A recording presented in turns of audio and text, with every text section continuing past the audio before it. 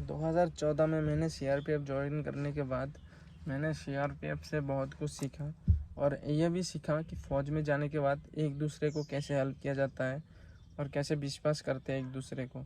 हमारा जो सबसे बड़ा स्ट्रेंथ होता है वो होता है हमारे जो आगे वाले जवान रहते हैं वो, क्योंकि जब ऐसा बोला जाता है फ़ौज में कि आगे वाला पीछे वाले को देखेगा और पीछे वाले उसके पीछे वाले को देखेगा, तो ऐसे करके एक स्ट्रेंथ रेडी होता है हमारे फ़ौज में जो कि समझो अटूट है। और बोलते हैं ना, अगर आप लोग सब मिल के कोई काम करोगे तो आप लोग बेहतर कर सकते हो अकेले से। तो फ़ौज में यही चलता है, मतलब सब अगर कोई भी काम करने जाओ तो मतलब सब मिल के जाते हैं, ऐसे करते हैं, मतलब एक वो गठबंधन सा हो जाता है कि हाँ हमारे अगर एक को भी चोट लगा तो सबको लगता है, ऐसा हो जाता है। और 2014 में हम लोगों का ट्रेनिंग, हम लोग इंटरव्यू दिए थे। 2015 में हमारा ट्रेनिंग चला था, 2016 में ख़त्म हुई थी समझो ट्रेनिंग। तो 2017 से हम लोग ऐसे दिल्ली में पोस्टेड थे। दिल्ली से फिर हम लोगों को जम्मू कश्मीर में लाया गया। कपवारा में थे हम पहले। तो कपवारा में मैंने अपना, हम लोग 5 दोस्त थे जो ट्रेनिंग सेंटर से भी एक साथ में पोस्टिंग हुई थी हमारी।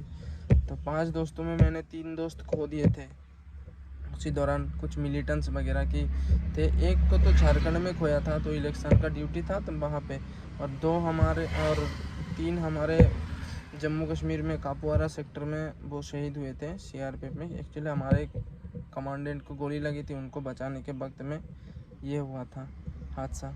हालांकि मेरे भी हाथ में गोली लगी थी और छाती में भी गोली लगी थी। मैं 29 डेज़ आईसीयू में था। उसके बाद एक मेरा दोस्त था मंजीत, जो आज इस दुनिया में नहीं है। उनके वजह से मैं मतलब आज ज़िंदा हूँ, और हमने उसको ज़िंदा नहीं रख पाया।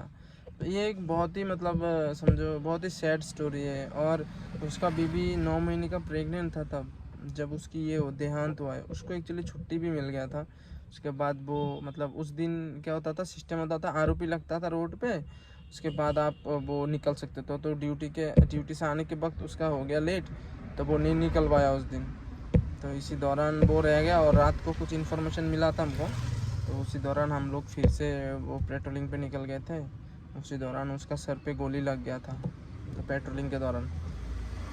तो उसके बाद वो ऑन द स्पॉट डेथ हो गए थे। हालांकि हम लोगों ने उसको लेके जाने की तो कोशिश की थी हॉस्पिटल में, 150-200 किलोमीटर दूर थी हमसे हॉस्पिटल। उसके बाद भी हम लोगों ने ऐसे उसको बचा नहीं पाया।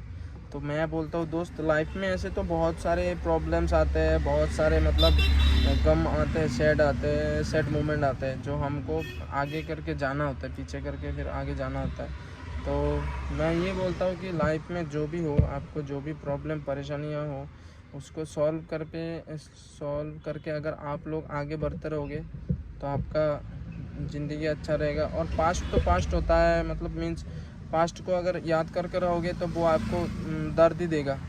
इसलिए मेरे सामने जो सिचुएशन है मैं उसको देखो तो अच्छा है। जिन भाई लोग भी बोलते हैं कि मैं आर्मी में इतने साल में इंटरव्यू दिया था, नहीं हुआ था मेरा, तो देखो तब आप लोग गलती जो होता है ना उससे आप सीखो। ये मत सोचो कि खुद को मत कोसो कि मैंने ये किया वो किया। ऐसा आप गलती से सीखो कि मैंने कहाँ गलती की है और कहाँ क्या किया है। अगर मैंने गलती की है तो मुझे वो सुधारना भी होगा खुद। और जब भी हमारे कहीं भी बुरे टाइम आते हैं तो देखते हैं कि हमारा बहुत सारे रिलेटिव हमको पीछे छोड़ चले जाते हैं, हमारे साथ नहीं रहते।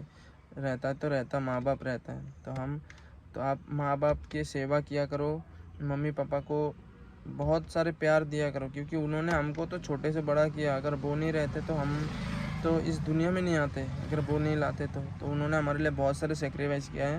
तो हम तो उनका पूरा नहीं कर सकते, लेकिन जितना भी हो सके, थोड़ा सा भी हो सके, तो हम उन्हें वापस तो दे सकते हैं ना कुछ आनंद, कि हाँ मेरे बेटे ये सफल है, ऐसा है।